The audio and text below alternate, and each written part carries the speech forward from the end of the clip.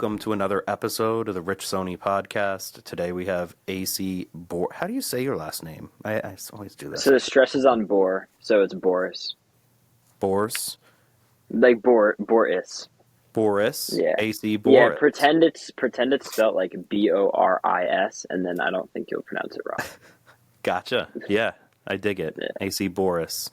Like the grandfather on Rugrats. You ever watch that show? Like a little bit. Like it was. Yeah. I think it was. It was always It's more my on when I time. wasn't there. Yeah. But yeah, the grandfather's Borress. Also, how the you villain in Men in Black 3, Oh yeah. Boris the Animal. I'm pretty sure. I barely remember Men in Black 3. I remember 1, and I barely remember 2 and 3. I know I saw them, though, for sure. I was big Classic. into the Will Smith movies as a kid. Yeah. Oh yeah, they're He great. never has to reload, you know? He's done. Yeah. He just keeps firing. Yeah, how you doing, man? I'm doing pretty good. Like I said, I just finished getting sick, so you know, just getting back. I mean, it's not like that stopped me from like doing things. Unfortunately, that's how I am. But I've just been writing a lot.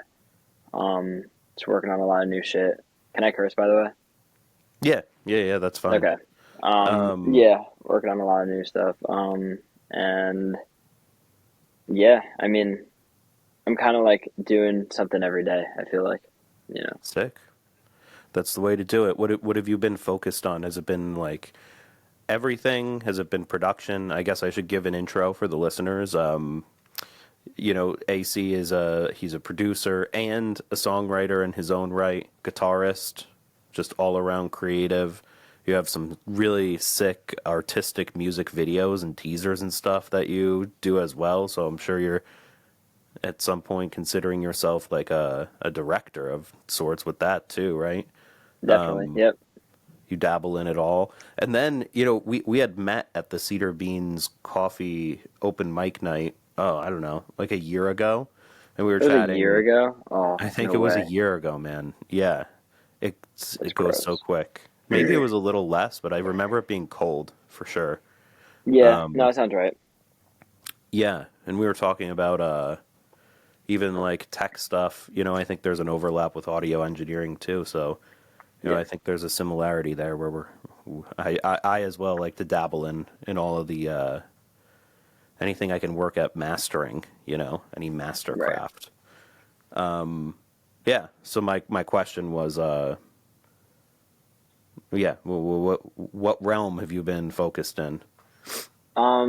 So a lot of songwriting, and I guess with that production, because like I produce everything that I write usually, and then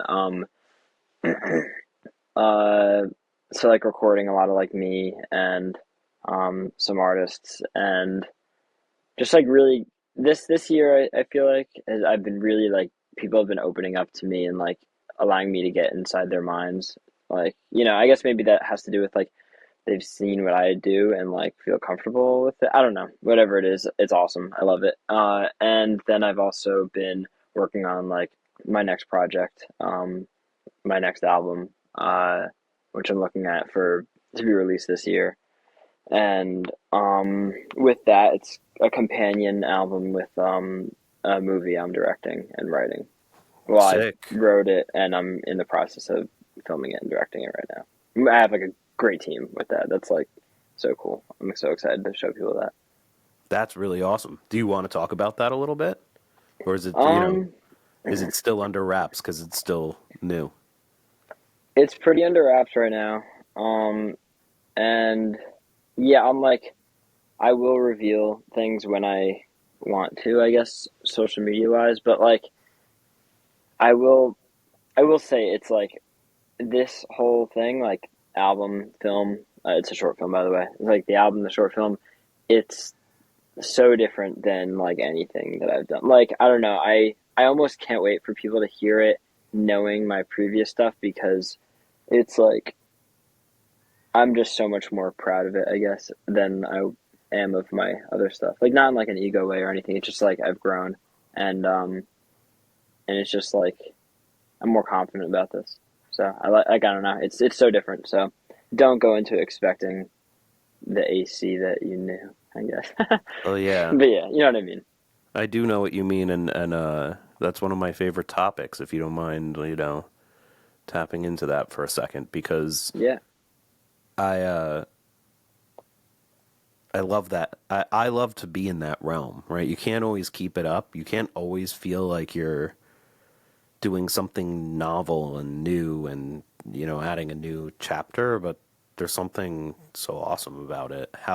How long has that shift been manifested within you, right? Like, cause you Mm. released Rosie, when was it, last summer? Had Yeah, this, I released that like at the end of the summer, but that had been written for like a little over a year before that was like released as an album mm, because I wrote it. I finished writing it, I would say, in like maybe like May of 23. Then I started um the what's it called? The rollout mm, in uh the fall of 23. Whole album released in summer of 24. So, and in that whole time, I've written so much stuff that I wouldn't want anyone to hear. Like it just like it was kind of like workshop writing, like just exploring my brain and getting better at things. So now I'm like ready to say something that I want people to hear. So I guess it's been manifesting since mid 2023. gotcha. Okay. Yeah. That's a long time, and Yeah. man, I'm excited. I'm excited to hear it. I'm excited to Thank see you. it. I think also on a similar topic, one of the things I wanted to ask you about as I listened to your album and listened to Aiden's album, Aiden Jack Finnecy, and I had interviewed him on episode 45. I think it was over this past summer, and you had come up, right? So on that episode, he had mentioned that you all had played together since you were about, I don't know, 16, is it? Something like that. Probably And sounds right. Something wild like School of that. Rock. I think he gave me two different answers for how you all met. One was like a Foo Fighters camp, and the other one was the School of Rock house band. Could be the same thing. I don't know. Yeah, well, we met like the Foo Fighters camp was at School of Rock, and then we just like got closer through this program that they have called House Band. Yeah. Word. And then your first projects as a producer were recording his first projects as a solo artist. So you kind of Yes. cut your teeth together, so to speak, and you still play guitar. Do you still play guitar in his band now? Yeah. Cool. Still play So you, guitar. Yeah, I'm very close on like a lot of the processes, I guess, and a lot of the things, and um, like I hear about things like first a lot of times. Even if I'm not there at like when they happen, I'm like we talk about it together, and then he goes and does it and stuff. Like it's, you're on the board. but yeah. um, so yeah, sorry, I cut you off. What you were No, asking? no, no, you're good. So with his project, right? Like doing and there's a bunch of things I want to talk about with your all's collaborative relationship, right? But one of the things, not even delving into the specifics of how you work together, is just your both of your artistic visions. Both are uh, blending, and maybe yours is more so switched to a more of a cinematic sort of fictional a piece of art that you're presenting, but even the freshman alcoholic very much so is a character that he's embodying, and I think that's really cool and interesting that both of you have that you offered up, which is kind of like it's a whole other layer that you're adding to the art that you get to study as a fan. Was Right. that intentional? Do you both talk about that? Like not really. Like we don't.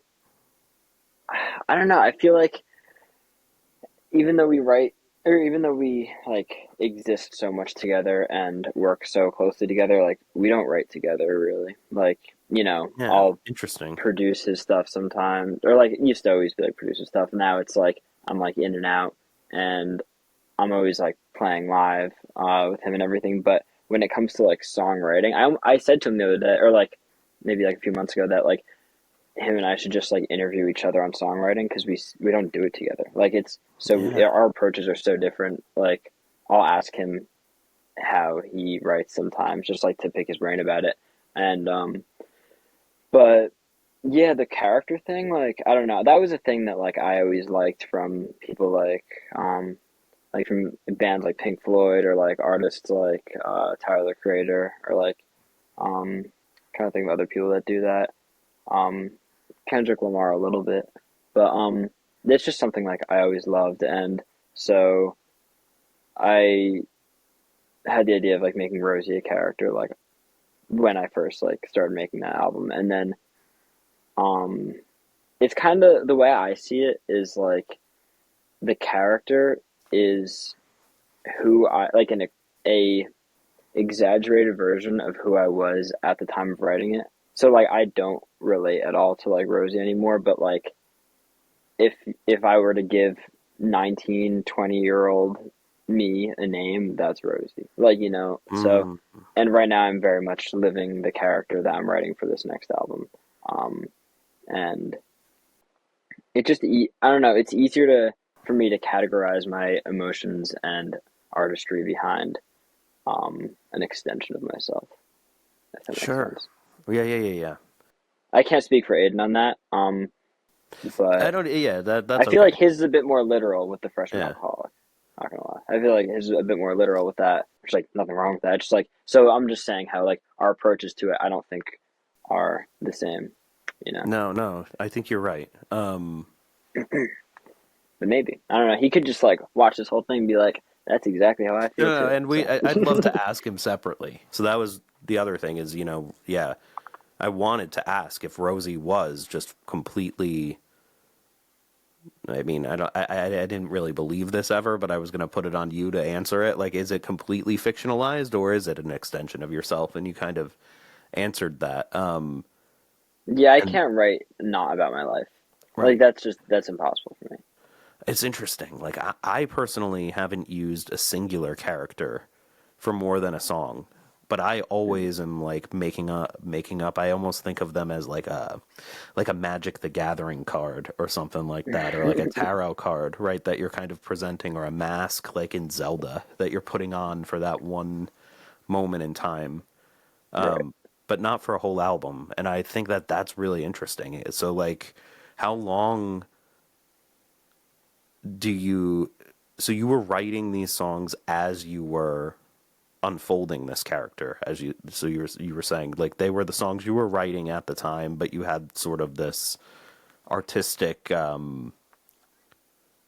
like when did you come up with the name and like For actually put the Rosie, character?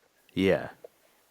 um, so oh man, all right. This is the reason I came up with that name. So like it's literally like the way I write is so reflective of my life. It's like not even funny. Like the word Rosie was just a word I used when I was saying like optimistic. Like that was just Mm, that was I don't know if like any of my friends remember this, but like the month or like 2 months leading up to like me like saying, "Hey, I'm gonna write an album," I was just saying, "Oh, this thing is like I'm seeing it from like a rosy point of view," or like like that kind of perspective, and the that would be like derivative of like seeing things in like rose tinted glasses. So I'm like, okay, so if I'm making a character and he's got to wear rose tinted glasses, like that's just like that is how because he sees the world like that, and then so when I wrote the first song, Real, that was actually the first song I wrote for Rosie, and that song was called Rosie. Like if you look at the Logic project, like session on my computer,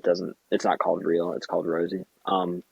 And so then and like the chorus is very like reflective of that. But then I was like, okay, no, like this could be like a whole like thing that um and then it just kind of developed from there. So yeah, the name was an extension of just like my vocabulary at the time. cool. I like that too because I think that you play a lot with the metaphor of the name throughout the whole album, and like it's if it's right there from the start, right? Like if it was just looking at it from that perspective, then thinking of the character, then adding like I could see how you can layer these things in a way similar to someone like Kendrick Lamar or Tyler the Creator. And when I listen to the album, that's exactly what I would draw a parallel to. I've been trying not to do that as much unless someone says it because I do that all the time. That's just how I Hmm. think as a fan, Yeah. exactly it. Like some of I actually haven't gone back and listened to the newer albums that Tyler the Creator has put out, and I know that they're really like highly acclaimed, but I haven't listened to any since like what is it, like Cherry Bomb? I think that's the last Oh, one I you got listened it, to. dude. Yeah, There's like I some. only They're listened like the to best ones. Wolf and Igor basically, but those are the ones that when I listen to this, Well, I'm like, Igor was after Cherry Bomb. oh, it was? Okay. No, Yeah, wait, then yeah. no, Goblin is the one that I'm talking about then. I don't think Right. I even listened to Okay. Igor. I love Yeah. Wolf too. Yeah, I'm a big fan of his, and like that's one thing. Like, I'll never be someone who says like, who like will make music that's obviously like inspired by someone and be like, nah, who's that? Never heard of that guy. Like, Hmm. nah, no, of course, like he like definitely like inspired like a lot of the decisions I made creatively. Um, but that's that's how it works. That's how art is. Because you can just look at his catalog too and be like, oh yeah, I see Nerd in there, I see Pharrell in there, and I see Hmm. Kanye in there. Yeah. So But he's done such a good job at exactly what you did with this album. Like that's where I draw the parallel where he keeps like we'll use Wolf as an example. That's the one that and Goblin I'm both familiar with, but like in both of them there are these like full on characters that that take up the whole album, right? Like you're brought yeah. into this whole story. It's like a movie. Like Pink Floyd Hmm. too, like you said With but the they don't wall even for sure. the wall, right? Exactly. That's cool. Have you ever I have in my notebook I keep I use this app Obsidian. You ever hear of that app? I don't think so. It's a really cool note-taking app, and it's like super easy to link notes and then see how they all link together. It's really useful for like songwriting and podcasting. Okay. It's kind of like Notion. I don't know if you ever used Notion. Yeah, yeah, I've heard. I tried to get into Notion a little bit. Yeah, it's like Notion, but all of the files are just local on your computer in Markdown files, so you don't have you can like do whatever you want with them I separately. wrote it down. I'll check it out. Obsidian. I love it. I've used it for like 3 years now, and your thing keeps getting bigger and bigger. So I just pulled up because I saw this a while ago and I took notes on it. There's a really cool talk that Tyler the Creator did with Converse. You ever see this thing? Oh yeah, dude. I used to like, That bro, thing, with so those. good. I used to just like pop those on, play Shadow of the Colossus, just like listen to that shit like all the time. One thing real quick. My Go ahead. AirPods are like old as fuck and they're dying. Yeah, switch them out. Go go. Yeah. All right. Okay, I can. so Converse Tyler talks we were talking about. Yeah, and if there's a loop back, Okay. it's okay. I know how to get rid of it. Yeah, yeah. So the Yeah. Converse talk, I love in that one. One of the things. This is just me freestyling off the dome right now, but one of the things that I can draw a parallel to that I really loved from that talk that I took a note on was where he was like, one of the things about the younger generation now is they look at promotion as this like disposable Mhm. thing, but when you're releasing an album, you should make your promotion into a piece of Oh, art, and you like fucking thank do you. that.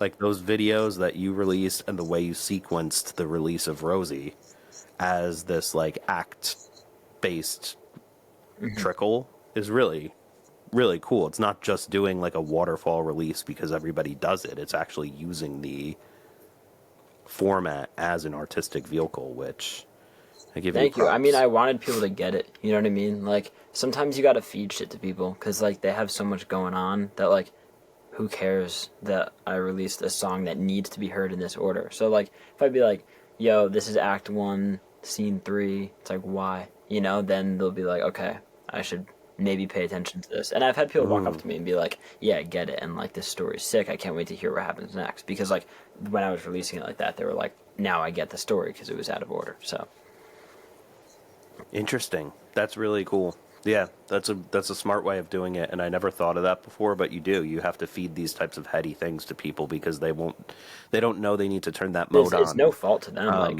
you know, 13 Yeah. songs, like a lot of people like don't have time for that in their day, you know, or they don't care enough to have time for that. Never have time for that, but yeah. Oh, no. Yeah, like that's exactly it, right? Like I haven't even listened to Igor yet. Yeah. You know what I mean? Like it's not because I don't like Tyler the Creator. I'm taking notes on the guy. Yeah. You know what I mean? Like it's like you need to know that you're going to listen to something like that and invest in it, and it's like, you know,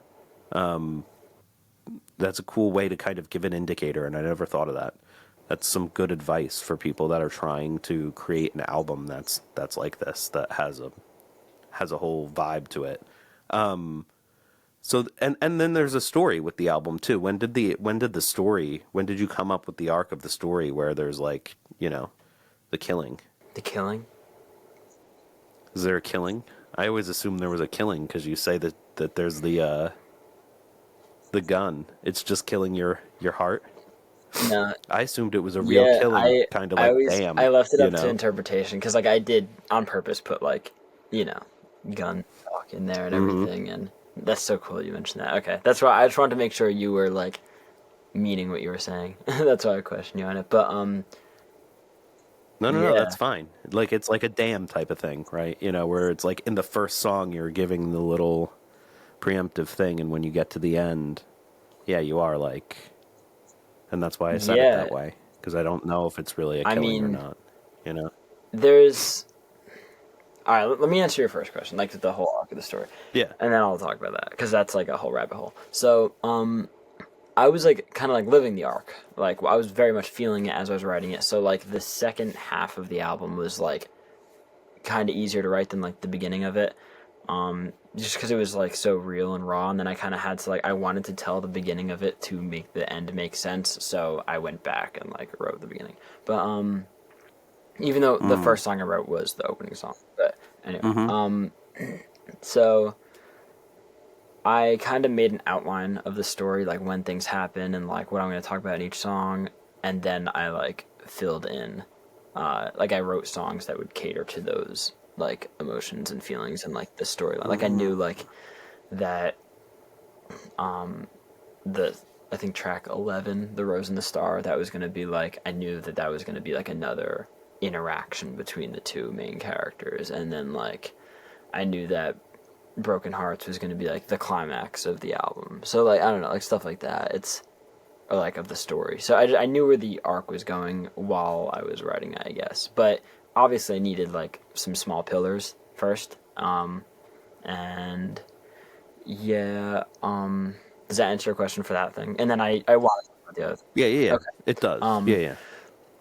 Open the Okay. rabbit hole. So like Dive in. there's this thing. I didn't want to like I guess say it while it was coming out, which is like it's been long enough, which is cool because I wanted people to like think about it, or I want it to be up to people's interpretation. But like, and it still is. But there's like a factor of the album that has to do with like how much you live in your own head, I guess, and how reliable the narrator could be, and so there's parts of it that I even like playing with when I was making it, and like just thinking of it now is like, does this love interest, does like Sunshine even exist? You know, is this someone that like is even real, or is it like is Rosie just like haunted by himself? And like, you know, so that was something I was like playing with a lot in it. So like with the gun, it's like if you believed that this character, like that Sunshine existed for the first half of the album, like, and then there's a death or something, like, does that character, like, it just brings that question up again. It's like, does that character exist for the rest of it? You know, like, is this person really here? Like, what, like, I don't know, I like to shroud it in mystery, but with like a lot of things that can act as answers to different people's theories, if that makes sense. Yes, I do.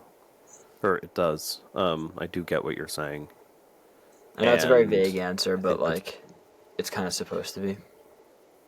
give it a vague answer. I agree. Because I think listening to it, it kind of unfolds the story over multiple times. You're like, hey, what's going on here? You know, even knowing it's a concept album, you listen through the first time, you're like, there's a concept. Let me like, it's different than watching a movie, right? Because you're like getting through the first time, you're like, all right, there's some characters here. Let me pay attention Yeah. to them. You know, then the second time, maybe you pick up some of those landmark stories. And then the third time, you're like, what's going on here, right? So it takes a few times to figure out what's going on. And then you don't want anyone to ever really figure out. You don't want to put enough in there for it to be a clear-cut thing with Right. music. So that makes total sense to me. Like an album like Damn. Where, of course, in Damn, you know that there's a killing at the end or whatever. But it's the same thing. It could be in his head. You don't know. Like, even with that, like, there's no way I can grok that Right, whole and that's the album. whole like listen to it backwards one way and Yeah. forwards like, you know, that's still that gives Right. that puts it in the hands of the audience. So it's like, you know. Yeah. And does it put it in the hands of you as an artist as well? In like, I'm asking this as like as a songwriter, because you're living through these songs, you know, discovering yourself at the time and your thoughts and your emotions and, you know, this character that you're creating. Do those things reveal themselves to you and you wonder about them even as you look Yeah, for back? sure. There's like a beauty that like comes about when you write a lot of songs at the same time. You tend to use the same words. So like sure a lot of things were on like most of this album was on purpose and everything, but there are some things that like trends that came up when writing that kind of just made themselves, and I was like, oh, I used the same word here or the same line, or like that line would work good here, and then okay, let's dive deeper into that. Can we add a parallel and like maybe a discovery here? Like, and there's in Sunshine verse 2 and then Rose in the Star verse 2, there's like the same line. It's uh like it's been a long one, this cycle of mine, and then it changes, like, so it and those two verses are so different, but it's like that like thread gets connected, and that's a lot. Like there's, and that goes down to like production too. There's a lot of the same sounds I used on songs, and you can hear it. Like there's like the weird floaty bridge part of Roses uses the same uh like percussive instrument in like Broken Hearts, and I think that might show up in like another song too, maybe Over You. So it's like, you know, there were a lot of threads that were made just by writing at the same time, and then also just like allowing that to happen once I like being open, or being what's the word, like recognizing it, like looking at what I was doing, taking a step back and being like, okay, that's like that, let's like work with that, you know. Sure. That was a little Okay. convoluted, Okay. but So no, it might be, but I this is what I like talking about. It's okay. So when you're laying out because I just like understanding where where you're coming from as an artist, you know, I just like exploring your head, especially for such a layered album like this one. So when you laid out the album, if we're circling back right in time, you have your outline, you have your arc, you have your story, you have your characters, and you have the first song. Now, are you sitting down? Are you creating a logic project for the entire album, and scratching it out, or are you still on paper trying to do it with just the pen? Like, when do you switch over to combining music with the story? if I get really into an Oh, idea, early on. like I write and record at the same time. Like Okay. so um I'll be like I think yeah, when I wrote Real, I think I recorded it like the next day or like that night maybe even, and then I was just like, then I think I had like a verse for Losing Touch or something, and it was just, but I didn't know what that was. It was just like I had it kind of, there was, I try to be orderly with it, but a lot of times it's just like I have a bunch of, like I have a full song done and then a verse done here and then a line I want to be somewhere in the middle of the album, and then like I think I know where I want it to end, and then I have a really cool chord progression here, and then like it just slowly all builds. There's no order to it really. Like it's every time I write a song, I write it in like a new way, I guess. So, Where's like the home base for the album when you're writing? what do you mean? Do you have like a folder? Like, are they all Logic projects There, that start? I usually, if once I have like a idea, like hey, like this is a thing, I have a notes, like in my notes app on my phone, I have a folder in there. I usually create a Google Doc to just like write all my ideas down there, and then just my Logic projects. Yeah, I organize those by like artist or project or like a like album. So I'm like very My into album. like docs and like spreadsheets and like notes and all that. Also, I'll like sometimes I'll like write stuff down, but I don't know. I'm like pretty digitized when it comes to it, honestly. But then I also start, um, yeah. Then I think when I start like getting into it and everything, I like kind of look at myself and where I am like physically and what I'm wearing, and a lot of times like what I'm wearing reflects the character or the character reflects what I'm wearing at the time of me feeling it and writing it. So the album being like pink and like red and stuff, like I was just very much wearing pink. Like it wasn't like, hey, this character's gonna do this. It was like that's just me, and that's what I'm into right now. Like or went that time, and so it's more of a reflection of my life, like stylistically than um like people may realize, I guess. That's So that's you could really probably cool. assume like what I'm gonna be wearing on the next album, color wise, right now. So Mm-hmm. it's just very much like, reflecting my Yeah, life. You know, I dig it.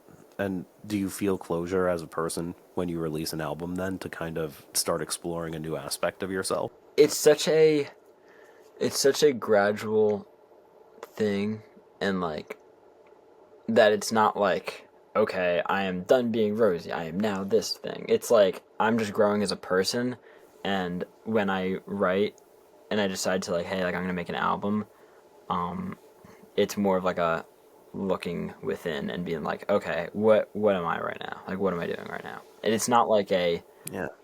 it's as gradual as growing up is like, So it's like how you Mm-hmm. felt when like you were like 2 years younger or a year younger than you are now. It's not like you were like, I'm gonna stop being this age and I'm gonna start being this age. You're just like slowly turning into the next person. You know. Right. Right. No, I get you. I'm asking all these from my own, experience, just wondering to compare for myself. Like in the past, when I started writing songs myself, like I started out as a drummer, I was playing in a bunch of different bands and stuff, and then at a certain point that all kind of stopped. I was working, but the music never stopped, so I started just picking up an acoustic guitar, and I'd gotten into Bob Dylan at the time instead of like my whatever else Strokes or whatever else I was listening to Mm-hmm. at the time, hip hop, whatever it was. And since I got into Bob Dylan and I was playing acoustic guitar, I was like, oh, let me just try to write some songs. And for the first time in my life, they just started, like, that style worked for me. Like, I was that person at that Right. time. Like we're talking about, so that kind of fit. It wasn't like I just felt like I could write that kind of song, so I wrote them, and they just all came out really pretty quickly in like 3 years. And I never even named my albums for that reason, because I felt like I was going to go to a producer and redo them. Some of them are like not even Mm-hmm. mastered, and I want to go back because it's been 10 Right. years now. I never stopped and went back, right? So now I'm like, maybe I need to like remaster my first album. But it was never supposed to be an album. It was supposed to be a demo that I would send to somebody else, or maybe I'd do like 4 demo sets and we'd pick the best songs from it and make Right. an album. But with my last one, so that all just kept happening and happening and happening. And then with the last one, I like finished it, except for maybe 4 or 5 songs. I was like 3/4 done, and it stopped. And then it's been weird for me now because it's been 3 or 4 years, but I still feel like I'm that person. So it's like weird because I can sit, like I wanted to actually live record the whole thing from my Right. basement. Because I recorded everything myself before, so now I'm like, let's do it on video. You know, like I'll do like a whole set, Yeah. you know, of it with just. I wanted all the songs to sound different, similar to how you have, right? Like when you're the one that's doing Logic, and you know, I grew up at like one of my first jobs was being a DJ. So when you're just thinking about other people's music all the time, your music will be varied and influenced, right? Yeah. And my own songwriting did that, but it still had a cohesive sound to it because I was only playing acoustic guitar most of the time. So I thought it'd be cool to do a whole album of just like one settings, but I'm changing style of song, but the actual engineering would never change, almost as if it was a Right. show by an artist that was, and I actually have a song that I wrote like that was for like Southside Johnny or somebody like that, one of these like old rockers that's like 90 now, and they're gonna play this song called The Wild One. This is on my unreleased album, right, that I've been working on. But I was like, what if they were playing a show like at the end of their career? When you hear these artists playing shows when they're like 80, they're playing one song from each of those concept albums, but they're playing it as a cohesive unit. You know, there's a unity to the band, but not to the time period of the Right. song. No, exactly. And it's interesting for me now because I've been sitting on that album for like 4, it's getting to be almost maybe 5 years now. And every time I play it, I'm just like, this shit holds Why up. don't you want to like, But do you ever feel uncomfortable with it not being released? oh yeah. Oh yeah. But the thing is like so in 2019 I had 3/4 of the songs done, and then I had canceled all my shows. I was performing a lot because my wife was pregnant. So I had planned on taking like a 6-month break just to like focus on being a Yeah. new dad, right? Then COVID hit, and then like I don't know, just things have happened in between where I hadn't, like a ton of different things. Like I started working on it last year and then I moved, but I record everything at home. So like now, like my studio here isn't Yeah. done. So I'm even still like, I could finish it. And I am. I'm like, this is my best. Just like you said in the beginning, I'm like, as the time goes on, I'm like, this shit is pretty good. So, Right. you know, I'm going to have to, I think I could do a lot better now. And I think that's what drives me to actually want to get it done. Cause I'm like, now it's time to kind of, right. But anyway, like I put it on sleep because I only had 5 or 6 songs too in the beginning of COVID. And it took a while for me to get those other Right. ones out. And they came out in a weird way. I was just rehearsing the songs as like a live set, like I had told you. And I'd just listen and be like, oh, I need a part that's like, you know, New York underground strokesy kind of song here. Like, let me try to write a song that fits that Right. vibe. Or I need a song that's like a little more Grateful Dead-y here. You know, I didn't address that thread of my own musical love. So let me write one that Right. fits there. And it unfolded. So now it's Okay. done. And I want to record it this year because I'm, like I was telling you before, I'm like, maybe I need to just go and record it with people now because it hasn't happened and I need Right. to move on, Right. you know? But, Release it before you aren't proud of it anymore. well, that was my point, right? Like, so the thing is so weird with it is Not like, not proud of it, but like before you like before you grow, change. before you like grow past it too much is what I'm saying. Exactly. So I'll send you. I sent, you know, I mean, I have one performance from like maybe a year ago, something like that, 2 years ago, where it was like a pretty good demo, but like there's a lot of mess ups in the song, like too many to like because I'm performing by myself. There's no click or any, you could go off the rails for a little bit. But that's kind of I don't want to lose that. So I'll listen to that all the time and then try to play it again and be like, all right, if I'm singing different even or anything than that, then it's like lost and I'm playing with fire there. Because I can't change then. You get stuck. No, exactly. Yeah, it's interesting though hearing your own parallel with that, because I do definitely live through my music in that way, where it sticks you up a little bit, just a little bit, No, for sure. Yeah, I mean, like, dude, when I was like, I didn't really like when prepping, I guess, for this interview, I like re-listened to Rosie, and like I don't really listen to it. Like I haven't listened to it since like yeah, late 2024 or like mid, like a little after it came out. And yeah.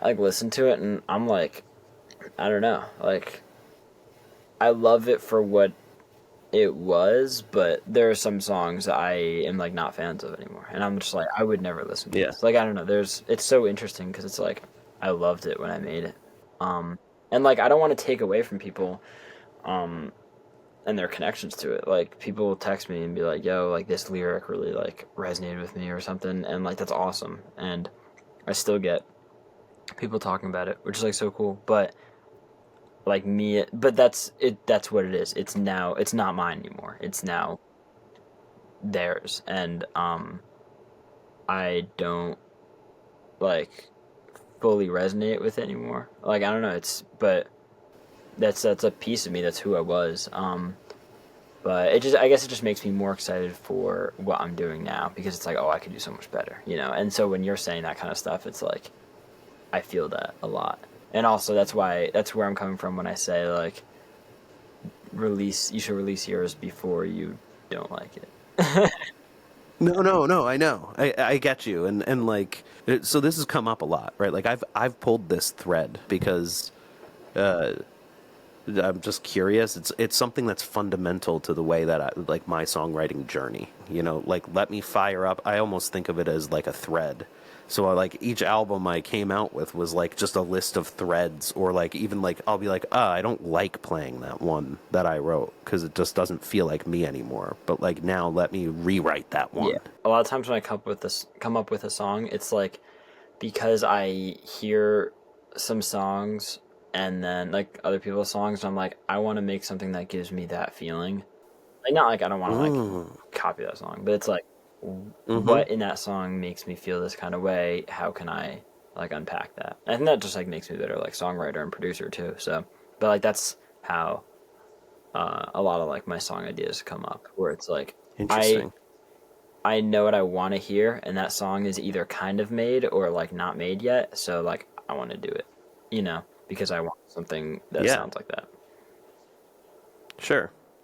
I get that, and it's like I was saying with the mask, right? Like it's like I want to try that mask on. Let's see what it's like on that level. And you know who I really appreciate that does that a ton is Kendrick Lamar, right? Like you can hear him, and he's just like, "Yo, I'll get into the Migos flow for a minute, like, and I'm gonna like freaking own that shit." And then and there's so many like I'm not a hip hop artist really, right? Like.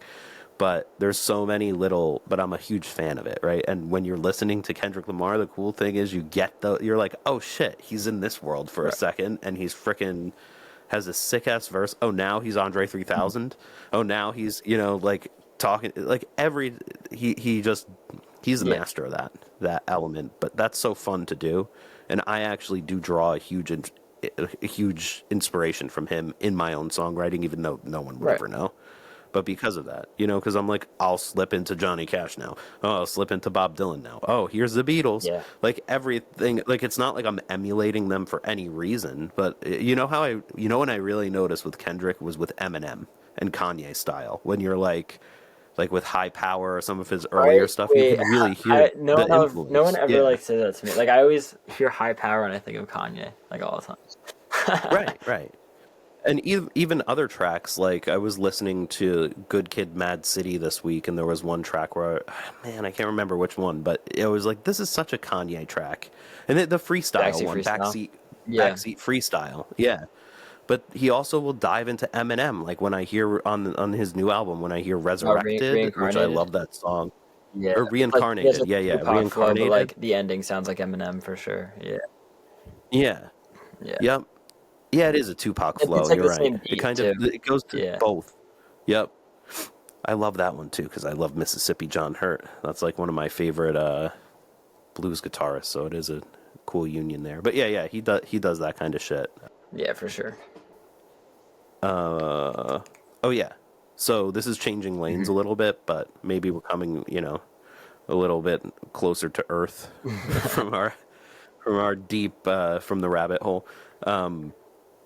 When, but not too much. So you mentioned the production influences your songwriting. How do you juggle switching switching your mental changing context between this when you're like discovering yourself as an artist, writing songs on your own, but then you're also playing guitar for Aiden, and then you're producing other stuff. You're part of so many projects. I don't know them all, Right. but I know those few that you're producing records for people and you're working on your own stuff and doing guitar for Aiden. How do you context switch and keep all that together? A lot of it like I mean, it's so like intrinsic with like each relationship now, but a lot of it starts with like conversations. Like I like, it's a lot of like, how can I serve this song, this project, this person's emotions?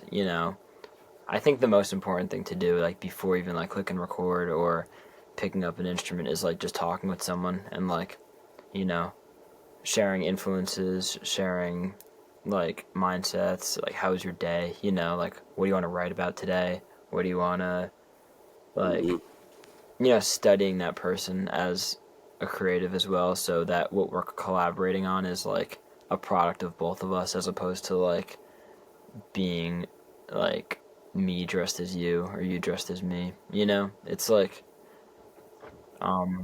Hmm. and just being open-minded and like understanding that like we're here to like create something, not to wear our egos.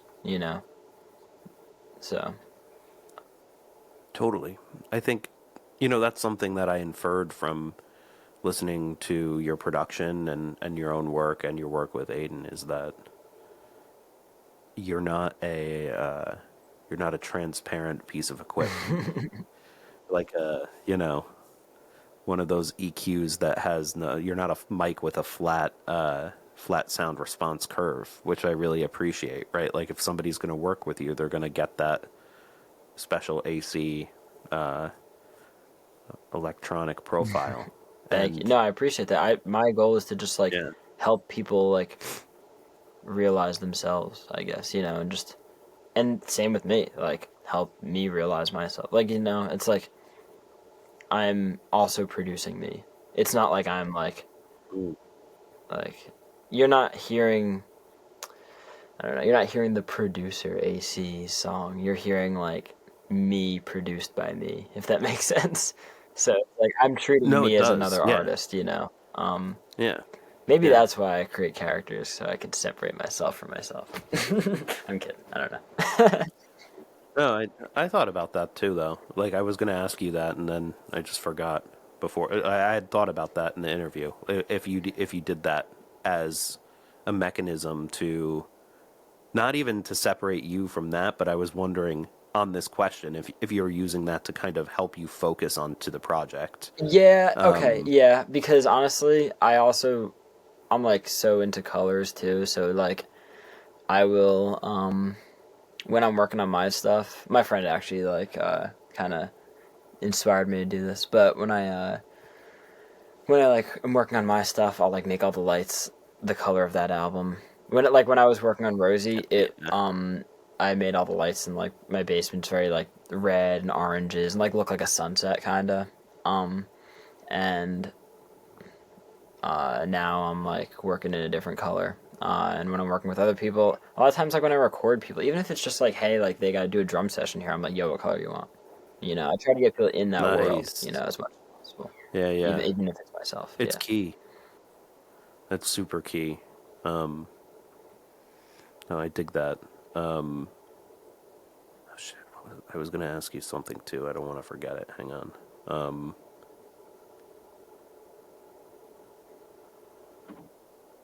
this has been happening to me too much lately. We were talking about producing other people and like the separation of production and stuff. It'll pop back in. I don't know. I'll figure it out. How do you figure? How much do you find yourself? This is another thing I wanted to know. How much do you find yourself working on? Like, if you're working on a couple different projects at once, let's say, how do you know when to work on your own stuff versus work on projects for other people? Do you try to prioritize those first to get them done, or do you try to prioritize your own stuff to prioritize your own stuff? Like, how do you find that balance? I'm trying to get better at like prioritizing myself, because a lot of times I'm like, people are waiting for me. People are like, this is more than just a one-person team. Like, I gotta show up. So a lot of times I prioritize other people's stuff before mine. But I'm trying to get better at, serving myself sometimes, or like, as much as I'm serving other people. So I'm like, it's a battle, but yeah. Yeah. I mean, that's what ends up happening too. Like when we talk about my album, right? Like, it's like the podcast has turned into that for me. And it's been like every time it's hard, I have to prioritize my album because like if it's a podcast, I'm like, hell yeah, we're doing it. Like if it's with somebody else, if it's to serve a collaboration, I always kind of like choose that first, but then you suffer as an artist and you don't want to get burnt out. I remembered what I wanted to ask you. It's not as epic as it seems, but I think it's important. As a producer, right? Who do you look up to? Who do you like to follow? We talked about as a songwriter. I'm sure you also have production influences from people like Tyler, the Creator's music, and Kendrick and people like that. But like as a producer, when we're talking about working with an artist, the only person that comes to mind for me that I've really followed about that type of thing is Rick Rubin. But is there anybody else that you look up to that kind of speaks about how to do that stuff? When I work on my own stuff, and the way I work with people on my own stuff, like if I like write something, I'm like, hey, I want you to sing this or something, like, or I want your voice to sound like this. That's coming from like a very Tyler place, I guess. Or like that's like coming from like the way I guess like a lot of hip hop is produced. But especially with like managing people, that's like a Tyler thing. But yeah, like I don't know. Like I love Rick Rubin, yeah. I'm not always thinking about him all the time. I am getting very into, or I guess now I am very into Phineas, Billie Eilish's brother, producer. Yeah, Phineas is awesome. Yeah. Yeah, that's like, I love that relationship. And Me too. just Yeah. I feel like he knows how to make songs interesting in a cool way. Have you watched his mixing with the masters I watch classes? like the things that are for free because I'm not dropping 300 on that unless someone wants to. I did. I dropped 300 like a year ago. They actually I was like, I watched a bunch of free, like more than just Phineas's ones, and I wanted to try it out. And like, I don't want to start anything. 300's a lot. Yeah, I got to check more about that. But it's I don't know. There's a couple cool things in there. The problem with some of them is there's the one guy, like I like the band The Kills. I don't know if you ever listened to them. But they have this like really gritty kind of motorcycle bike sound, like a slowed down punky sludgy sound. And they had Chad Blake, I don't know how to say his name, but he remixed their album. Totally cool session to watch. The problem with a lot of those producers is they just have setups that just seem like unreasonable to me. So they're like, oh yeah, like I'm gonna run it through. Like, yeah, when I recorded, like I watched one where there was like the guy, man, I forget his name right now, Andy Wallace. I think his name is. He did Jeff Buckley's Grace, and he was talking about recording that. And I like when I was talking about my album, right? I'm like, oh, that could be something similar to what I was doing, and it was. They had people sit in the studio and watch him while he was performing because he did a lot of the stuff at open mic nights. So you get a lot out of it, but then he's like, "Oh yeah, I threw it through like this like reverb and like it's a lot of like about the effects, which isn't as interesting." That's why I love to me. Phineas, because he does so much with like so little. Yeah. The stock stuff, exactly. And like he'll just be like, "Oh yeah, Billy was just sitting on the couch over here." Yeah, bro, that's how I record Phineas my vocals now. Like I just have like I'm here, like I'm in my control room right now, and then I just have my vocalist like right there, and like I can look at their face and be like, yeah, I could tell you didn't like that take. Like it's not like behind a glass or anything. It's like, yo, you are right next to me. I'm feeling you enjoying or not enjoying what you just did. That's the best. That's high five when you get a good take. It's like that's I love that. So yeah, Phineas, a lot of the pop producers, Dan Nigro, he's awesome. Jack Antonoff, at first I was doubting him, but then he went crazy on the Kendrick album. Same. Actually. But no, I've liked Yep. Jack Antonoff for like years now. But Yeah. yeah, Well, I just never listened to Bleachers. Like, I don't have anything against. I like him more as a producer than like I do like Bleachers for sure, but like it's like yeah, like I knew more of like what he produced than like what he wrote, I guess, or Yeah. what he had as an artist. But it's the same with Phineas, right? I haven't really listened to his own personal work that much. I have a couple times, and it sounded fine, but I never was like, hey, let me put on Phineas. Right. No, yeah, I'm gonna deep dive into that too, because I know they I think they were like releasing albums at the same time, because I think his first album came out in 2019, which is when Billy's first LP came out. So, but yeah, I love the way he produces music. And trying to think of more production, like producers and stuff. But What about guitarists? guitar. Because we didn't talk about guitar yet. Yeah. Okay. I mean, I grew up listening to like a lot of like Hendrix and Page and David Gilmour. Obviously, I like Pink Floyd a lot. And yeah, I don't know, dude. Cause like, bro, this is the thing with guitar. Like, I'll be like, yeah, I really like this guitarist from like this band, and then someone will show me this guitarist that like no one knows, and I'm like, yo, that's like the best guy ever. Like he's like the coolest guy. Here I'm like blanking on this one guy's name. Hold on, I gotta like, hold on, I gotta find this guy. He did really cool stuff. It's not like I know like a lot of his stuff, but he's sick. Oh, Guthrie Govan, he's cool as fuck. But yeah, I don't know. Like, there's so many cool guitarists. I guess if like the ones that reflect the way I play would be, or like I reflect how they play. I guess kind of like Hendrix with like the chord embellishments and stuff. Dwayne Allman, Derek Trucks. I love slide. I always throw slide into things. Nice. I'm not that. I love slide. Never practice slide. I should know slide. I'm like I love slide so much. But then like, I don't know, man. Like I love funk guitar too, and like playing that kind of stuff. So, and you have a Black Star, right? Is that what you play out of? Yeah, that's what I bring out. I also like use a 5150 in the studio though. Oh, nice. The Black Star seems like that's appropriate for your answer, right? Because you can kind of adapt it to a bunch of different I'm shit. also like a pedal freak, so like I'll Oh, nice. That's like kind of like my flat line, and then I'll just build on top of it. But yeah. The pedals, I should like them, honestly, because believe me, I'm a plug-in freak, like, and it's the same thing.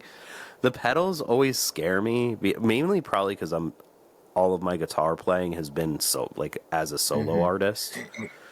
It's like when I'm there, like the knobs had gotten turned in the bag and stuff, and I'm just like, it's just so interesting because for me, I'm just like, give me like a Telecaster coming out of my Fender Blues Junior amp, and that's it. I don't want to mess with it. Yeah, I mean, you don't need, if you got that tone, and like you don't have to mess with it. You know, it's I know I have friends. It's interesting when you're lead though over you can play more, you know. Wait, what's up?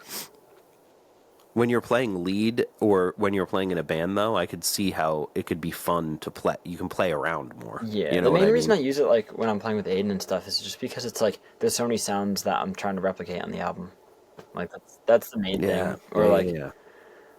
I don't know, because I try not to let the factor of playing music live affect the way I produce and write in the studio, because it's like when people say to me like, oh, but like we're not gonna be able to do that live, it's like, okay, like let's still just make the coolest piece of music ever, figure out how to do it live later. Like I don't know, like the AJF stuff does not sound like Aiden Jack Finnecy stuff does not sound exactly the same as it does in the studio. You know, it's like, you know, Yeah. I think that's important. I like every artist that I enjoy seeing live for the most I wouldn't say every. I always say that kind of thing, but a lot of the artists that I enjoy seeing live will yeah, change you it up. gotta, because And like it then doesn't people just listen to Spotify, man. You know, like you Yeah. gotta give people a reason to come to your show. Yeah, you do. You played any of your stuff live? No, I played some of the stuff off the album I did with Christian Ferraro. We Could Be Famous. I did some of that stuff live. I never did any of like my music live, like my solo music. My dream thing was to like, if I were to do Rosie live, I'd want it to be like a band, and I've like said this before. I'd want it to like kind of be like a party on stage. With this next thing I'm writing, I don't think that would really work, but but I don't know. I'm like thinking ahead more than like sitting in what could have been with that, because like it's just like I was doing too much stuff like where I like that wasn't where I was at, you know. But I want to, and I will play my stuff live. Yeah. Thinking ahead, I think that's a good spot to kind of land this thing. Did we cover everything you wanted to cover? Are we leaving anything unturned I don't know. before we I mean, be on the lookout for stop? announcements on my Instagram within the next half of the year. I don't know when Yeah. I'm going to announce anything. I don't know when that's going to happen. Everything I'm talking about is very much in progress, but it will happen. So, I got Sick. names for things, I got songs written, I got new characters written, a whole movie written. Amazing. Yeah. Well, I'm excited. I hope everybody listening is excited. Wait, I do Yeah. want to say something. Yeah, go I ahead. the movie I'm Sure. talking about. I mean, this will be like obviously like talked about when I like release it and stuff. But I actually co-wrote the screenplay with Psych. Do you know who that is? The photographer on this on the Mm-mm. scene. She's awesome. She's actually Mm-mm. making her own music now too. Well, maybe I met her at does she do the Yeah. photography for Aiden? I met her at Yeah, the okay. show Sick. when I Yeah, saw you she's guys. doing her own Totally. music now Yep. too. I mean, she's still obviously taking pictures, but Sick. uh like she helped me realize this idea, like this short film. So, Nice. I'm directing it like alone, but we did the screenplay collaboratively. So, Oh man, I'm yeah. excited. And I hope everyone listening is as I think well. it'll be sorry, I just want to say something. I think it'll be a cool Oh, ode go. You're to fine. the people who grow up, who are just like surrounded by music, especially local music. This like Ooh. sure this like next story I want to tell deals with a lot of themes that are very internal and have to do with like a lot of like some like dark things, but on the surface there is a lot of things that musicians and fans of music will resonate with, which I'm like really excited to share. Like it is very much a movie written by a musician. So A movie or written written by by a musician. musicians. And Sick. Is it going to be a hip hop album? Is it going to be a rock album? Both? Like Rosie? Is it going to be you're not it's revealing? gonna be a blend of genres for sure. Like there's all different stuff in it, but I can tell you right now. I'll tell you which songs were written first. The first song and the last song were written first, fully. Dope. Yeah, Okay. that's how this one was done. So that's just how it happened. That's so like, cool. everything's different. But yeah, it's all over the place. But I'm really excited for it. It's very much coming from a vulnerable place and some stuff that I don't think people are really gonna expect if you see me as the person who just made Rosie, and that's it. So that'll be cool. Awesome. Yeah, so look out on Instagram and follow you on Spotify. And in the meantime, if there's nothing coming out, be sure I'll put it in the show notes. I thought that Let's Talk episode was really cool. Gives a good snapshot of like 3 or 4 years ago of you guys. If people want to keep listening. Were there any other podcasts that you were on that people could pick up? I was on If Keely's we can. podcast. Let me make sure that's still on Spotify. I'll Okay. check right now. And if it is, then I'll add it to the notes. And then there's the episode that I did with Aiden Jack Finnecy, number 45. And that continues the story. Because, you know, as I said, I'm a thread guy. Mm-hmm. So we have a little thread here. It's like, you know, I ran into you guys at that open mic night. I didn't even know you guys didn't always go to that open mic night. That was probably just as random that you were there as I was. We went for like a little bit, like we went for like some months, like 2-3 months. But like No, I that's didn't go to as wonderful. many as like they did. But yeah, you could find me as AC Borress. That's ACBORRESS on everything. So Cool. Yeah, and we'll chat. I'd love to do a song. I I'm think so we should down. do it.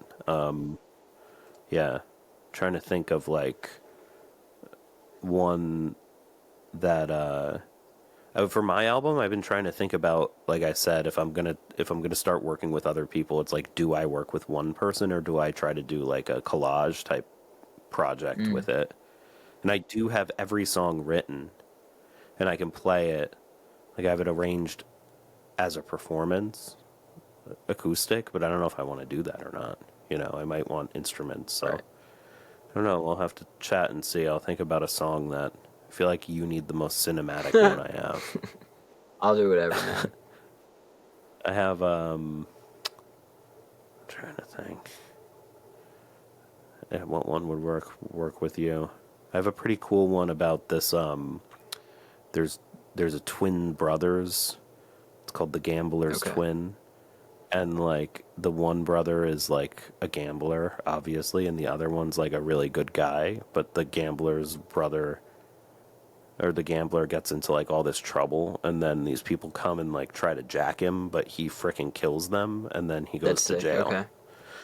Very cowboy. Yeah. So that's the Gambler's Twin. That one could be fun. I don't know, I have a few though. That one I was saying is pretty cool too, the wild one, where it's like the perspective of like a 90-year-old rocker who's like just telling his story, which is kind of cool, just playing it on stage. That's actually the last song on the album. Is that the last one? That's the last song. Yep. Yeah. That's the last song. Which is a cool one too. Anyway, Yeah, we'll chat. send me stuff. Yeah, for sure. I'll send you that. You know what? I'll send you the performance, and then you let me know which one you like. Maybe we'll take it from there. But yeah, it was great. It was great chatting with you for an extended time, Likewise. AC. We should definitely do it again, man. Yeah, and best of luck on your project. And thanks for listening to the listeners. And we'll check you on the next All right. episode. Thank you so much for having me.